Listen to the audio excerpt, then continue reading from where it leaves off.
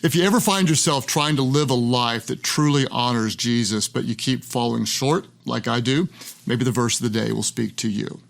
My name is Craig Rochelle. I'm the pastor of Life Church, and the verse for today comes from John chapter 1, verse 14, when Scripture says, "The Word became flesh and made his dwelling among us." We've seen his glory, the glory of the one and only Son who came from the Father, full of grace and truth. There's a devotional translation of the Bible that translates a portion of the verse this way: "The Word became flesh and blood and moved into our neighborhood." I love that. God didn't shout his love from heaven, but he showed his love on earth. He sent Jesus full of grace and truth. What does grace do? What does truth do? Well, grace saves and truth frees. What is grace?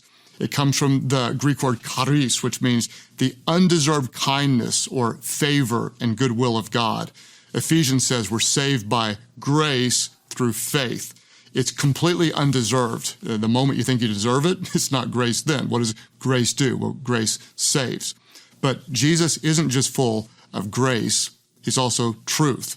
He said, "I'm the way, the truth, and the life." He said, "I am the truth." Truth isn't just rules and morals, but truth is a person. It's Jesus. And Jesus said, when you know the truth will set you free. Grace saves and truth frees. Unfortunately, one of the biggest challenges in our churches across the world is some churches lean too far toward grace and some too far toward truth. You know, truth churches, the legalistic Christians that are always judgmental and arrogant and narrow-minded. If you've ever been around a legalistic family, sometimes the kids end up wild. Why? There's a problem. Rules without relationship or truth without grace, it often leads to rebellion. Then there's hyper grace, like I'm okay, you're okay, who are you to judge? God understands, he loves you, you do you, boo-boo. Well, just as truth without grace leads to rebellion, grace without truth leads to relativism. There's no such thing as absolute truth. This is my truth, you do your truth. No one can tell me how to live as long as you're happy. Well, who is Jesus? He is the Word made flesh. He's full of grace and truth. His grace, it's so undeserved, it's almost scandalous. It's lavishly displayed for us on the cross. But Jesus is also truth. And his truth isn't restrictive. It's not repressive. It's not oppressive. Truth is freeing.